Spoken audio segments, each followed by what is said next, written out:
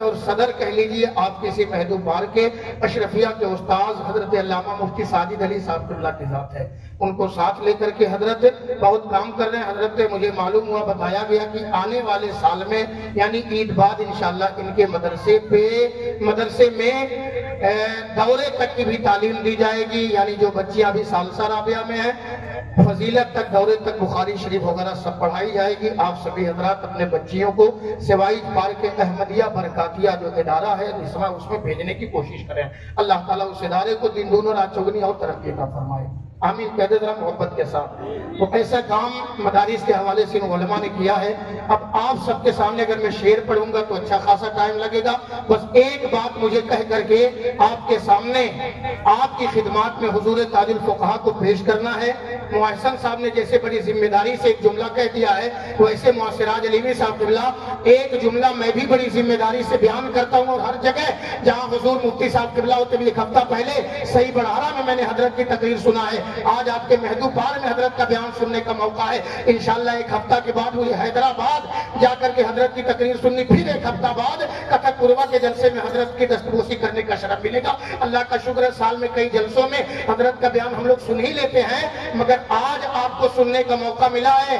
میں نے تو 9 سال حضرت کی جوتی سیدھی کیا ہے جمدہ شاہی میں، الحمدللہ میں بہت قریب سے آپ کے علم سے واقف ہوں، آپ کے پڑھانے کے انداز سے مجھے واقفیت ہے، آپ کے تقویٰ طہارت سے خوب باخبر ہوں، طلبہ سے ملنے کے انداز سے میں مکمل طور سے اچھی طرح سے جانتا ہوں حضور مفتی صاحب قبلہ کا قد علم میں کتنا بڑا ہے، جماعت کے درمیان اور طلبہ کے درمیان کتنے آپ مقبول ہیں، اللہ کا شکر ہے۔ تو جماعت کا وہ نایاب ہیرا جن کے بارے میں بڑی ذمہ داری سے ایک جملہ عرض کر رہا ہوں کہ پورے ہندوستان میں مختار صاحب دانشوروں کی محفل ہو یا عقل مندوں کا اجتماع، گھر سے گاہی کا روفر ہو یا خانقاہی جاہو جلال، شورا کی مجلس ہو یا خطبہ کی محفل، اپنا صوبہ اتر پردیش ہو یا پورا ملک ہندوستان، سب کے یہاں ان دنوں سب سے زیادہ سنا جانے والا ایک نام ہے خلیفہ تاج الشریعہ معتمد حضور محدث کبیر علامہ مفتی اختر حسین کی ذات کی شکل میں، جو ذات پورے ملک ہندوستان میں آنے والی تمام تر نئی نسلوں کے ذہن و دماغ میں عشق رسول کا مزاج لے کر کے، ڈالنے کا مزاج لے کر کے الحمدللہ روزانہ چرپہیا سے لے کر کے پلین تک سفر فرما کر کے جا کر کے عشق رسول آنے والی نسلوں کے دماغ میں دل میں ڈالنے کا جذبہ لے کر کے سفر کر رہی ہے۔ وہ ذات حضور تاج الفقہا علامہ مفتی اختر حسین علیمی قادری دامت برکاتہ العالیہ کی ہے۔ میں ہر روز دعا کرتا ہوں، میں نے مکہ مدینہ میں بھی نام لے لے کر کے اپنے اساتذہ کا الحمدللہ دعا کیا ہے، آج بھی منبر شریف سے دعا کروں گا، یا اللہ ہمارے اساتذہ کی، ہمارے بڑے ہی کریم استاد حضور تاج الفقہا کی عمر میں مولا برکت عطا فرما، اللہ حضرت کو نظر بد سے بچا، حاسدین کے حسد سے محفوظ فرما، ہم طلبہ کی عمر حضرت کو لگ جائے، آمین کہہ دے محبت سے۔ تو جماعت کے اسی مناظر کی آمد ہو رہی ہے جس پر بزرگان دین ہماری جماعت کے مشائخ پیران نظام جن کے لیے دعا فرمایا کرتے ہیں، کرتے تھے بھی ماضی میں، تو اسی عالم ربانی کے پاکیزہ گفتگو سننے کے لیے اپنے آپ کو آپ تیار کر لیں۔ اب میں نعرہ لگا رہا ہوں، پورا مجمع وہ خالص سے کام قطعاً مت لیجیے گا، جو جہاں بیٹھا ہے ہاتھ اٹھا دے محبت کے ساتھ اور زوردار آواز میں لگائے نعرہ تکبیر۔ پورے مجمع کی میں نے شروع ہی میں تلاوت کے بعد ہی چچا کہا تھا ایک جملہ کہ آپ کے مہدو پار سوائی پار کسیا جمیا پنیا مہدیوا بوربیا سوا اور کیا نام ہے ادھر برگدما ادھر بلرائی سوائی پار دھرم سنگھوا شکرولی، اس علاقے والے تو جلسہ سننے آئے ہی ہیں، مگر میں نے دیکھا ہے باسی کے آگے محکمہ ہے، اس کے آگے بیلگڑی ہے، ڈیرائی کرہی رودھولی سے پہلے وہاں سے تقریباً 2 درجن لوگ حضور تاج الفقہا کی گفتگو سننے کے لیے آپ کے جلسے میں آئے ہیں۔ تو ذرا اپنے مہمانوں کی آمد پر حضور تاج الفقہا کی گفتگو سننے سے پہلے بلند آواز سے لگائے نعرہ رسالت، مسلک اعلی حضرت، فیضان اولیاء کرام، فیضان غوث اعظم، فیضان حافظ ملت، فیضان تاج الشریعہ، فیضان صدر الشریعہ، فیضان بابا اکبر علی شاہ، علماء اہل سنت، مفتی علیمیہ، مناظر اہل سنت، حضور تاج الفقہا، نعرہ تکبیر، نعرہ رسالت۔ بڑے ادب کے ساتھ حضور والا کی خدمت میں مائک پیش ہے، آپ محبت کے ساتھ دل کے کان سے حضور مفتی صاحب اللہ کی گفتگو سماعت کریں۔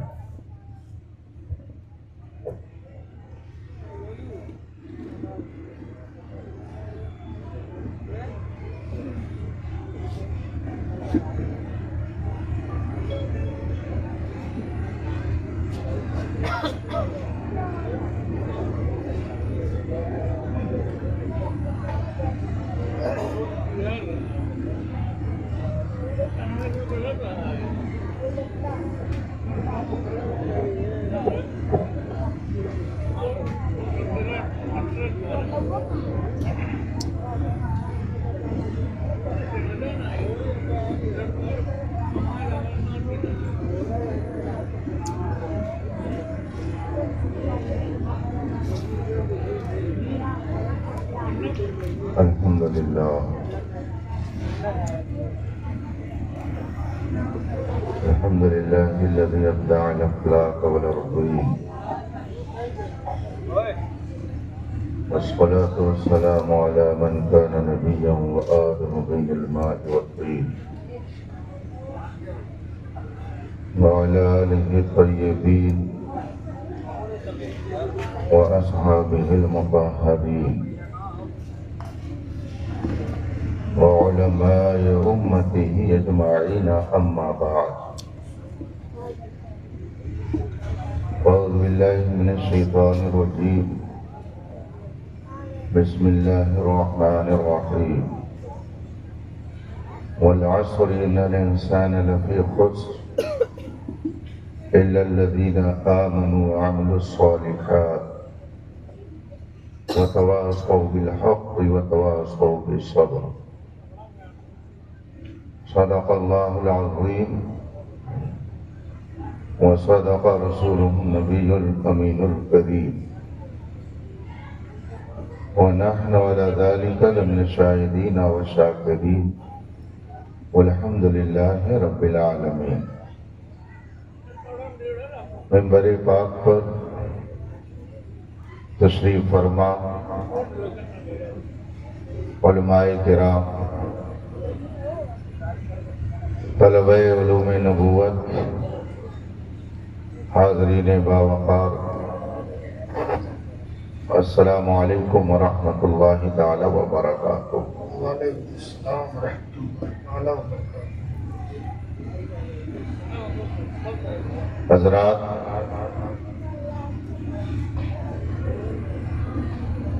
آج کا یہ پروگرام جس میں ہم اور آپ شرکت کی سعادت حاصل کیے ہوئے ہیں، اس آبادی کے خوش عقیدہ مسلمانوں نے اصلاح معاشرہ کانفرنس کے عنوان سے منعقد کیا۔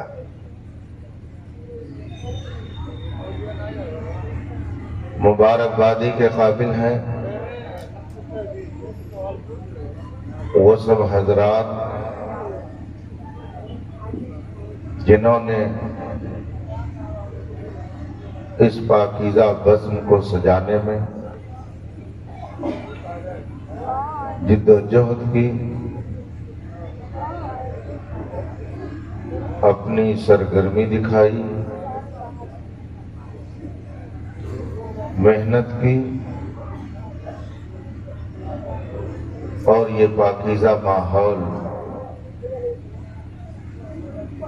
لوگوں کو میسر آیا۔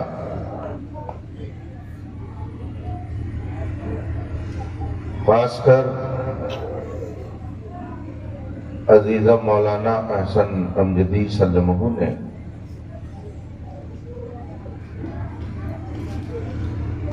اپنے والد ماجد فاضل ذیشان عالم بعمل مصباح الفقہاء حضرت علامہ مولانا وبالفضل اولانا مفتی محمد عالمگیر صاحب رضوی،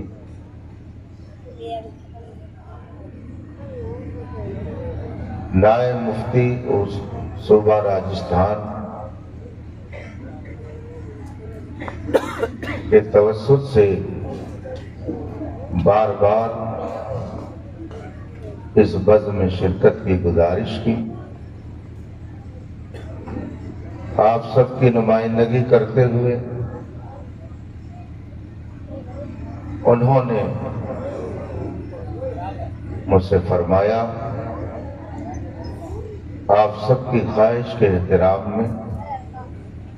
میں تھوڑی دیر آپ کے درمیان حاضر ہوں۔ رب تعالیٰ اپنے حبیب پاک کے صدقے آپ سب کی محنت اور ہم سب کی شرکت کو اپنی بارگاہ میں قبول فرمائے۔ آمین آمین۔ پوسٹر میں عنوان کے تحت عرس شاہ اکبر علی کا جھومر بھی لگا ہوا ہے۔ اس سے پتہ چل رہا ہے کہ یہ تقریب عرس کے موقع پر منعقد کی گئی۔ اللہ جل مجدہ صاحب عرس کے فیض و برکات سے ہم سب کو مالا مال فرمائے۔ آمین یا رب العالمین۔ مجھ سے بیشتر آپ نے نعتیں سنی، اشعار منقبت سنے، خطاب سنا۔ عزیز مولانا احسن سلمہ کی جانب سے پیغام سنا۔ کچھ دیر آپ مجھے بھی برداشت کریں، میں آپ کا زیادہ وقت نہیں لوں گا۔ برگے حنا پہ لکھتا ہوں میں درد دل کی بات، برگے حنا پہ لکھتا ہوں میں درد دل کی بات، شاید کی رفتہ رفتہ لگے آپ سب کے ہاتھ۔ حضرات، اصلاح معاشرہ کے عنوان پر جلسہ کیا جا رہا ہے۔ معاشرہ سماج کو کہا جاتا ہے، جہاں مختلف طبیعت اور مزاج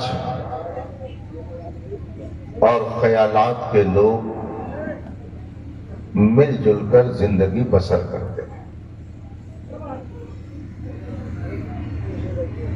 اسی کو سوسائٹی کہتے ہیں، اسی کو سماج کہتے ہیں، اسی کو معاشرہ کہتے ہیں۔ اصلاح کا معنی ہوتا ہے کہ جو بگاڑ پیدا ہو گیا ہے، آپس میں جو خرابی رونما ہو گئی ہے، اس کو دور کرنے کا کام کیا جائے۔ یہ ہے اصلاح معاشرہ۔ جیسا کہ عزیز مولانا محمد ہارون حلیمی صاحب نے آپ کو بتایا کہ میں ہندوستان بھر کا دورہ کرتا رہتا ہوں، اسے میں ان کو جوڑ دینا چاہیے کہ پڑھاتا بھی رہتا ہوں، صرف دورہ ہی نہیں کرتا ہوں۔ جس خطے میں جانا ہوتا ہے، جلسے کے اراکین، اس کے ذمہ دار حضرات آ کر یہی گزارش کرتے ہیں، حضرت معاشرہ بہت خراب ہو گیا ہے، اس پر تقریر ہونی چاہیے۔ میں سوچتا ہوں، اونٹ رے اونٹ تیری کون سی کل سی تھی۔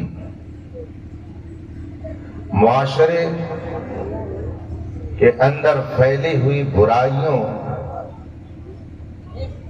کا سدباب کیسے ہو، ان برائیوں سے روکا کیسے جائے۔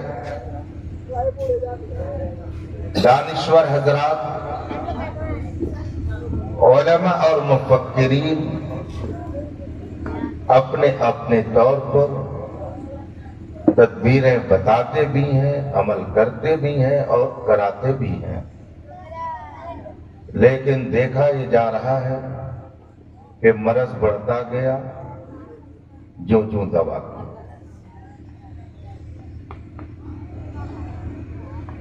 12 ربیع الاول شریف کی مقدس تاریخ ابھی گزری. اس مقدس مہینے کی آمد پر دنیا بھر میں آمد مصطفیٰ کا تذکرہ ہوتا ہے. اللہ کے آخری پیغمبر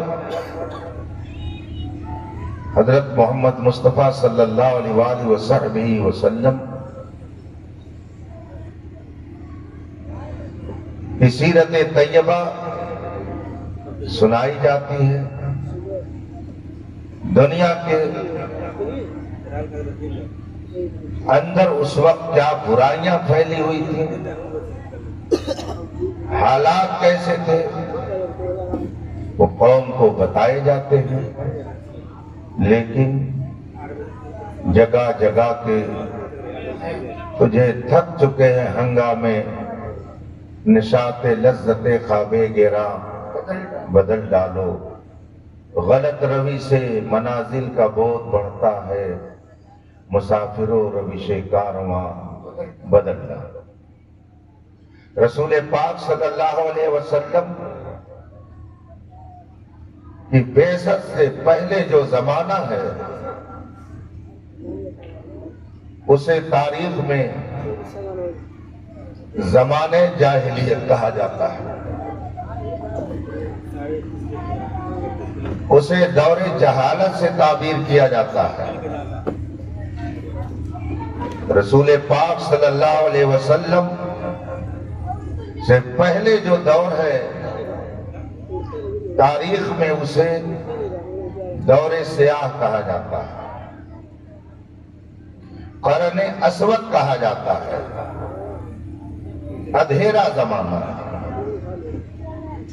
جہالت کا دور، سیاہ زمانہ، یہ سب تاریخ میں الفاظ ملتے ہیں.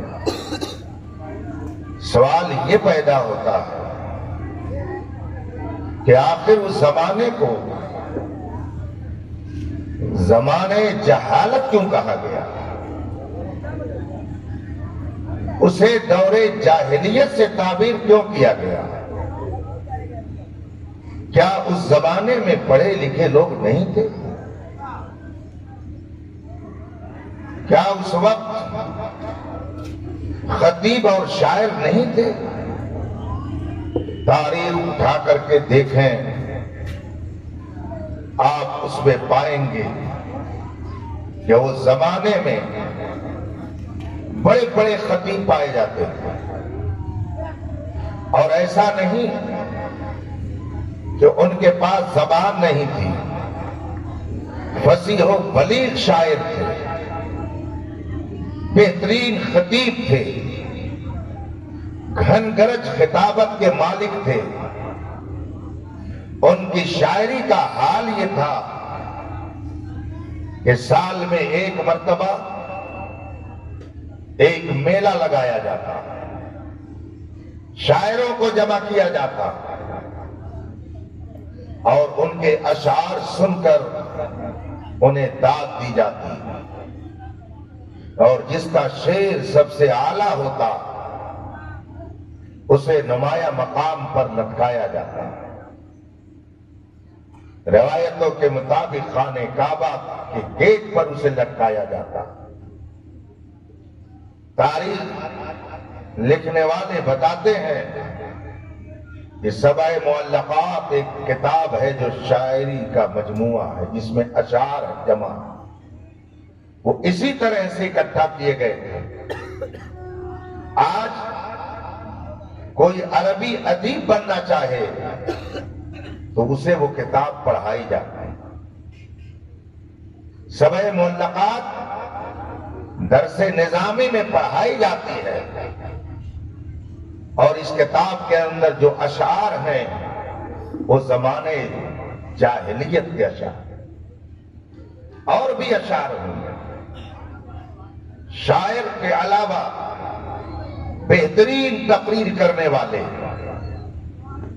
بڑے بڑے خطبہ، فصحاء اور بلغاء سب پائے جاتے ہیں. پھر بھی کہا جاتا ہے کہ وہ دور جاہلیت تھا، وہ زمانے جہالت تھا۔ اگر وہ لکھنا نہیں جانتے تھے تو یہ سارے اشعار کون آپ کو لا کے دے گیا؟ اگر ان کے اندر لکھنے کا شعور نہیں تھا تو آخر یہ زمانے جاہلیت کی تقریریں کتابوں میں کیسے موجود ہیں؟ اگر اس زمانے میں انجینئر نہیں تھے تو آج سے زیادہ خوبصورت نقش و نگار کے بنے ہوئے مکان اس زمانے میں کیسے پائے جاتے ہیں؟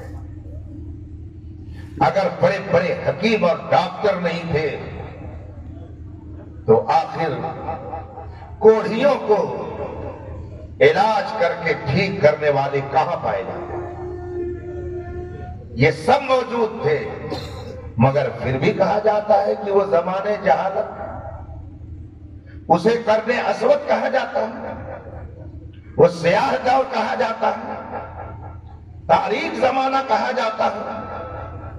اس سے سمجھ لینا چاہیے علم آدمی کتنا ہی حاصل کر لے، انجینئر کتنا بڑا ہو جائے، ڈاکٹر کتنا بڑا ہو جائے، عالم کتنا بڑا ہو جائے، لیکن جب تک کہ وہ رسول پاک کا وفادار نہیں ہوگا، رسول پاک کا فرما بردار نہیں ہوگا، جب تک رسول پاک کا وفا شعار نہیں ہوگا، جب تک کہ وہ برائیوں سے نفرت کرتے کرتے اپنے دل میں اس منزل پر اپنے آپ کو نہ پاتا ہوگا کہ برائیاں دیکھ کر کے کان سننے کے لیے تیار نہ ہو، آنکھ دیکھنے کے لیے تیار نہ ہو، جب تک یہ منزل نہیں آئے گی آپ چاہیں کہ اصلاح ہو جائے معاشرے کی، نہیں ہو سکتا ہے۔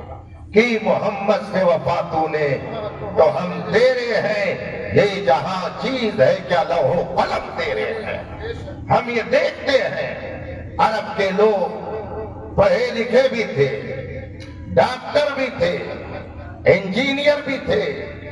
اگر انجینئر نہیں تھے تو بتائیے یہ مہندس کا لفظ عربی لغت میں آیا کہاں سے؟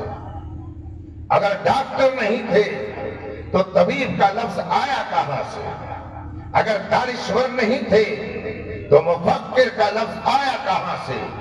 یہ سارے الفاظ یہ بتاتے ہیں کہ اس وقت بھی بڑے بڑے پڑھے لکھے لوگ موجود تھے، مگر بات یہ ہے کہ وہ اپنے آپ کو پڑھا لکھا سمجھنے کے باوجود انسانیت کی دہلیز پر لا کر کھڑا کرنے کے قائل نہیں تھے۔ وہ انجینئر تو تھے، ڈاکٹر تو تھے، خطیب تو تھے، شاعر تو تھے، مگر ان کے عقیدے میں فتور، ان کے عمل میں فتور، ان کی کلچر اور ان کی تہذیب میں فتور، پورا ڈھانچہ چرمرا چکا تھا۔ برائیاں جنم لیتے لیتے گویا برائیاں ہی پورے معاشرے میں پھیلی ہوئی تھی۔ ایسے متعفن تعفن زدہ بدبودار ماحول میں رسول پاک صلی اللہ علیہ وسلم نے اسلام کی تبلیغ فرمائی، لوگوں کو ایک خدا کی طرف بلایا۔ ان کے عقیدے میں بھی بگاڑ تھا، اگرچہ وہ عقیدہ رکھتے تھے مگر عقیدہ فاسد تھا، اگرچہ وہ اعمال کرتے تھے مگر ان کے اعمال میں بگاڑ تھا، ان کی اپنی تہذیب تھی مگر تہذیب بگڑی ہوئی تھی۔ میں نے تین لفظ استعمال کیا، عقیدہ، عمل اور تہذیب، یہ تین الگ الگ چیزیں ہیں۔ عرب کے لوگ عقیدہ رکھتے تھے مگر ان کا عقیدہ یہ تھا کہ خدا ہے، ساتھ ہی اس کی بیٹیاں بھی ہیں۔ خدا ہے مگر اس نے حضرت عزیر کو اپنا بیٹا بنا دیا ہے۔ خدا ہے مگر فرشتے اس کی بیٹیاں ہیں۔ خدا ہے مگر حضرت مریم خدا کی بیوی بھی ہے اور خدا بھی ہے۔ حضرت عیسیٰ خدا بھی ہے، خدا کے بیٹے بھی ہیں۔ یہ ان کا عقیدہ تھا۔ وہ مانتے تھے کہ خدا ہے، وہ یہ کہتے تھے زمین خدا نے بنائی، آسمان خدا نے بنایا۔ ان کا عقیدہ تھا کہ کائنات بنانے والا خدا ہے۔ یہ قرآن نے خود ذکر کیا ہے، ایک جگہ قرآن میں فرمایا گیا وَلَئِن سَأَلْتَهُمْ مَنْ خَلَقَ السَّمَاوَاتِ وَالْأَرْضَ، اگر ان مشرکوں سے پوچھو، ان کفار سے پوچھو من خلق السماوات والارض، آسمانوں کو اور زمین کو کس نے بنایا، تو یہ کسی دیوی کا نام نہیں لیں گے، کسی بت کا نام نہیں لیں گے۔ لَيَقُولُنَّ اللَّهُ، تو یہ ضرور کہیں گے کہ زمین اور آسمانوں کو خدا نے بنایا ہے۔ یہ کفار و مشرکین کا عقیدہ قرآن میں مذکور ہے۔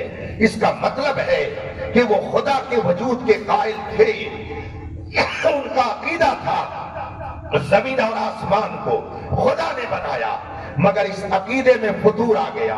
خدا کو جس طرح سے ماننا چاہیے اس طرح سے نہیں مانتے تھے، اس لیے ان کا عقیدہ ماننے کے باوجود خراب رہا۔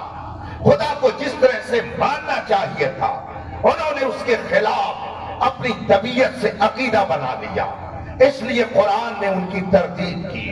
ان کا کہنا تھا کہ خدا نے اپنے لیے بیٹیاں فرشتوں کی شکل میں بنائی، عزیر کو خدا نے بیٹا بنایا، مریم کو خدا نے اپنی بیوی بنائی۔ قرآن کہتا ہے قل هو اللہ احد، اے میرے محبوب آپ اعلان کرو اللہ احد، اللہ ایک ہے، اللہ الصمد، وہ بے نیاز ہے، لم یلد ولم یولد، نہ اس نے کسی بیٹا اور بیٹی کو پیدا کیا، نہ اس کو کسی نے پیدا کیا، نہ اس کا کوئی بیٹا نہ بیٹی، نہ اس کا کوئی باپ ہے۔ وہ ایسا ہے کہ لم یکن لہ کفوا احد، کائنات میں کوئی اس جیسا نہیں، کوئی اس کا شریک نہیں۔ اعلان کیا گیا کہو اشہد اللہ الہ الا اللہ، میں گواہی دیتا ہوں خدا کے علاوہ کوئی معبود نہیں، لا شریک لہ ولا سہیم لہ ولا ضد لہ ولا ند لہ ولا وزیر لہ ولا نظیر لہ ولا مماثل لہ ولا مثیل لہ ولا مشابہ لہ ولا شبیہ لہ۔ خدا کی کوئی نظیر نہیں ہے، خدا کا کوئی مثال ہی نہیں ہے، خدا ہر عیب سے پاک ہے، اس کی کوئی مثل نہیں، وہ وحدہ لا شریک ہے، وہ ہمیشہ سے ہے اور ہمیشہ۔ بے شک بہت یہ عقیدہ توحید ہے۔ اس کے خلاف اگر کسی نے کہا خدا تو ہے مگر وہ بیٹی رکھتا ہے، خدا تو ہے مگر وہ مریم کو اپنی بیوی بنائے ہوئے ہے، تو اس نے عقیدہ بگاڑ دیا، اپنا عقیدہ غلط کر دیا۔ اللہ کے رسول صلی اللہ علیہ وسلم نے مکے میں آنے کے بعد پہلے نماز کی تبلیغ نہیں فرمائی، روزے کا حکم نہیں دیا، زکوٰۃ کا حکم نہیں دیا، حج کرنے کا حکم نہیں دیا۔ سب سے پہلے باران کی چوٹی سے رسول پاک نے جو صدا بلند کی وہ اشہد اللہ الہ الا اللہ، گواہی دو کہ خدا ایک ہے، اس کا کوئی شریک نہیں ہے، ہر طرح کی شرکت سے وہ پاک ہے، وہ ہمیشہ سے ہے، ہمیشہ رہنے والی ہستی ہے، نہ اس کی ذات میں کوئی اس کا شریک، نہ اس کی صفات میں کوئی اس کا شریک ہے۔ رسول پاک نے جب مکے کے درمیان وہاں کے لوگوں کے بیچ یہ اعلان فرمایا، سب سے پہلے جو مقابلے میں آیا وہ ایران اور توران کا نہیں تھا، وہ یمن کا نہیں تھا، وہ شام کا نہیں تھا، وہ حبش کا نہیں تھا۔ سب سے پہلے جس نے مخالفت پہ آواز اٹھائی، اور صرف آواز ہی نہیں اٹھائی بلکہ اس نے گستاخانہ انداز اپنایا، اس کا نام تاریخ میں ابو لہب ہے۔ رسول پاک نے جب سب سے پہلے باران کی چوٹی سے خدائے وحدہ لا شریک کی عبادت کا درس دیا اور اس کو ایک ماننے کی تبلیغ فرمائی، ابو لہب نے اپنے دونوں ہاتھ میں پتھر اٹھایا اور رسول پاک کی طرف جلال میں آ کر کے پھینکنا چاہا کہ تم ہم کو ہمارے دین سے برگشتہ کرنے آئے ہو، ہمارے عقیدے سے تم ہم کو ہٹانے کے لیے آئے ہو۔ پتھر اٹھایا کہ رسول پاک کی طرف پھینکے، مگر یہ جرات نہ کر سکا، گستاخی اس نے بہت بڑی کی، مگر رحمت کائنات نے برداشت فرمایا۔ البتہ خدا کو یہ گوارا نہ ہوا کہ میرے محبوب کی شان میں تبلیغ کی بنیاد پر کوئی توہین کرے، اس لیے اس نے دونوں ہاتھوں سے جو پتھر اٹھایا تو قرآن نے فرمایا تبت یدا ابی لہب، ابو لہب کے دونوں ہاتھ ٹوٹ جائیں، وہ تبا اور ٹوٹ گیا، ما اغنی عنہ مالہ وما کسب، نہ اس کے مال نے اس کو بچایا نہ اس کی جائیداد۔ کیا بات ہے، بہت عمدہ، بہت عمدہ۔ اس سے ہم کو سبق ملا کہ جب کوئی اصلاح کا کام کرتا ہے، جب کوئی لوگوں کے درمیان اصلاح کی بات کرتا ہے تو غیر بعد میں مخالفت کرتا ہے، اپنا پہلے مخالف ہوتا ہے، اپنا پہلے مخالفت کرتا ہے۔ اور یہ بھی بات معلوم ہوئی کہ چھوٹا نہیں مخالفت کرتا، پہلے کوئی بڑا ہی مخالفت کرتا ہے۔ برائیاں بڑوں کے ذریعہ ہی پھیلتی ہیں، برائیاں سرداروں کے ذریعہ ہی پھیلتی ہیں، برائی پیسے والوں کے ذریعہ ہی پھیلتی ہے، برائی ایسے ہی لوگوں کے ذریعہ پھیلتی ہے جو قوم میں اثر و رسوخ رکھتے ہیں، اور جب وہ سوچتے ہیں یہ مولوی صاحب ابھی تو ان کا گھر جھوپڑی ہے اور یہ میرے خلاف آ کر کے بات کریں گے، گونج پر داؤ دیتے ہیں، ان کی حیثیت یہ میری اصلاح کریں گے۔ یہی وہ تکبر ہے جس نے لوگوں کو برائیوں میں مبتلا کر دیا ہے۔ عالم ہر جمعہ کو خطاب کرتا ہے نماز پڑھنا فرض ہے، شراب پینی حرام ہے، جوا کھیلنا حرام ہے، زنا کرنا بہت بڑا جرم ہے، مگر جو پیسے والے ہیں، جو اثر و رسوخ والے ہیں، وہ کہتے ہیں رے مولویوں کی چھوڑو، ان کی جانے دو، ان کا کام ہی ہے اختلاف کرنا، یہ اصلاح کریں تو آپ کہتے ہیں کہ ان کا کام ہے اختلاف کرنا، یہ آپ کے بگڑے ہوئے عقیدے کی اصلاح کرتے ہیں تو آپ کہتے ہیں یہ جھگڑا لگاتے ہیں۔ اگر یہ زنا کے خلاف بولے تو نوجوان کہتا ہے ہماری مخالفت ہو رہی ہے، سود کے خلاف بولے تو سود خور کہتا ہے ہماری مخالفت ہو رہی ہے، جوا کے خلاف بولے تو جوا کھیلنے والے کہتے ہیں یہ ہماری مخالفت کر رہے۔ اگر امام گاؤں کا نہیں ہے تو دوسرے ہی روز اس کا بوریا بستر اٹھ جاتا ہے، اگر پڑھانے والا مدرس گاؤں کا نہیں ہے، اثر و رسوخ اس کے پاس نہیں ہے، منیجر کہے گا مولانا آپ جا سکتے ہیں۔ آپ کے اسی مہاراج گنج علاقے کے اندر نہ جانے کتنے ایسے واقعات ہوئے۔ ابھی 4-6 مہینہ پہلے میں گورکھپور تقریر کر رہا تھا، تقریر کر کے بیٹھا، ایک مولانا صاحب نے کہا حضرت جو آپ نے خطاب کیا ہے میں خود اسی میں مبتلا ہو گیا۔ میں نے کہا کیا ہوا؟ کبھی ابھی گاؤں میں ایک صاحب کیا بارات آئی، میں نے کہہ دیا نکاح نہیں پڑھاؤں گا، میں اپنی گردن نہیں پھنساؤں گا۔ جو ہی میں نے انکار کیا گاؤں والوں نے مجھ کو گالی دینا شروع کر دیا، اور اتنا ہی نہیں کیا، بارات چلی گئی، نکاح کسی سے پڑھوا لیا گیا، دوسرے روز مجھ سے کہا مولانا آپ یہاں سے جائیے، آپ یہاں نہیں رہ سکتے ہیں، آپ اگر یہاں رہیں گے تو ہم جو کہیں گے وہ آپ کو کرنا پڑے گا۔ بتائیے یہ ابو لہب اور ابو جہل کی سوچ ہے یا محمد رسول اللہ کی سوچ ہے؟ رسول پاک ان کے سامنے جب تبلیغ فرماتے تو جتنے اثر و رسوخ والے تھے وہ کہتے اپنی بات مت کرو، جو ہم کہیں وہ تم کو کرنا ہوگا۔ رسول پاک نے فرمایا یہ نہیں ہو سکتا ہے، جو خدا کہہ رہا ہے میں وہی کہوں گا، تم اقتدار والے ہو، رہو اقتدار میں۔ انہوں نے کہا ہم مٹا دیں گے، ختم کر دیں گے، قتل کر دیں گے، لیکن دنیا دیکھ رہی ہے، مٹ گئے، مٹتے ہیں، مٹ جائیں گے، آدھا تیرے، نہ مٹا ہے نہ مٹے گا کبھی چرچا تیرا۔ نعرہ تکبیر، نعرہ رسالت، اصلاح معاشرہ کانفرنس، حضور تاج الفقہا، نعرہ رسالت۔ اور بات آ گئی ہے ابو لہب کی تو جو 2-4 جملے اس کے حوالے سے بھی سن لیجئے۔ درود شریف پڑھیے، اللہم صلی علی سیدنا مولانا محمد رسول اللہ۔ منع کر دیجیے، کوئی اگر ویڈیو بنا رہا ہوگا تو مجھ سے برا اس کے لیے کوئی نہیں ہوگا، یہ جان لیجیے گا۔ میں ابھی بتاتا ہوں کہ میں اتنی مخالفت کیوں کرتا ہوں، ہٹا لیجئے جو کوئی بنا رہے ہیں۔ درود شریف پڑھیے، اللہم صلی علی سیدنا مولانا محمد معدن الجود والکرم وآلہ الکرام اجمعین۔ بات آ گئی ہے ابو لہب کی تو ذرا سن لیجئے۔ جب رسول پاک نے اصلاح کرنی چاہیے، وہ رکھتے تھے خدا پر ایمان مگر اپنے طور پر، وہ ایمان نہیں تھا، ان کا اپنا غلط نظریہ تھا۔ خدا کو مانتے تھے مگر کہتے تھے کہ خدا نے ایسے ایسے کر لیا، بیٹا بنا دیا، بیٹی بنا دی۔ وہ کہتے تھے کہ خدا کو ہم مانتے ہیں مگر وہ یہ بھی کہتے تھے کہ حضرت مریم خدا کی بیوی ہے، معاذ اللہ رب العالمین۔ اس عقیدے کی اصلاح رسول پاک نے شروع فرمائی۔ سامنے سے کون آیا؟ ابو لہب آیا۔ ابو لہب کا نام ابو لہب نہیں ہے، اس کا نام عبد العزیٰ ہے، نام اس کا عبد العزیٰ ہے۔ اسے ابو لہب کیوں کہا جاتا ہے؟ یہ کہاں کا تھا؟ آپ ذرا اس کا حال سنیے، اس کی پوزیشن کیا تھا، اس کا درجہ کیا تھا۔ یہ پوری دنیا کی آبادی کو دو حصوں میں تقسیم کیا گیا ہے، ایک کو عرب کہا جاتا ہے، ایک کو عجم کہا جاتا ہے۔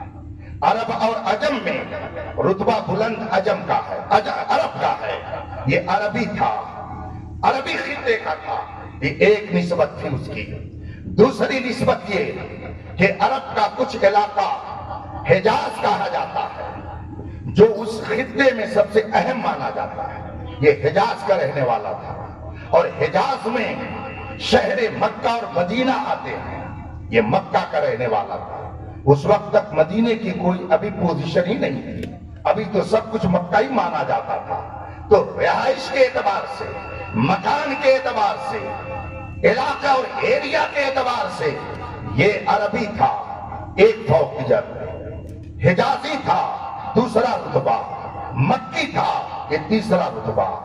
اور پھر جس خاندان میں آیا وہ قبیلے قریش، جس میں رسول پاک، قبیلے قریش۔ پھر اور آگے بڑھیے، اس میں خاندان بنو ہاشم، بنو ہاشم میں اور نیچے آئیے، یہ حضرت عبد المطلب کا بیٹا۔ تو یہ 6 نسبتیں ہو گئی، 6 نسبتیں۔ عربی ہے، حجازی ہے، مکی ہے، پھر قریشی ہے، اس کے بعد یہ ہاشمی ہے، اس کے بعد مطلبی ہے۔ یہ نسبتیں ہیں۔ اور پھر ذرا اور آگے چلیے، اس کے حسن و جمال کا کیا عالم تھا۔ میں نے ابو لہب ابھی بتایا کہ نام اس کا عبد العزیٰ تھا۔ ابو لہب اس کا لقب تھا، اس کا خطاب تھا۔ مکے کے لوگ اس کو ابو لہب کہہ کے پکارتے تھے۔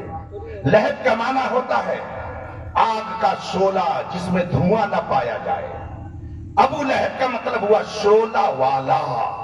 اس کا چہرہ اتنا خوبصورت تھا، وہ اتنا حسین و جمیل تھا کہ لگتا تھا جیسے چہرے سے شعلے نکل رہے ہیں۔ جیسے کسی کے حسن کو بیان کرنا ہوتا ہے تو کہتے ہیں کہ گال جیسے ٹماٹر، گال جیسے انگور، گال جیسے سیب۔ ایسے ہی عرب کے لوگ جب کسی کے حسن کو بتاتے تو کہتے یہ آگ کے شعلے اگل رہا ہے۔ اس طرح سے اس کے حسن و جمال کا عالم تھا۔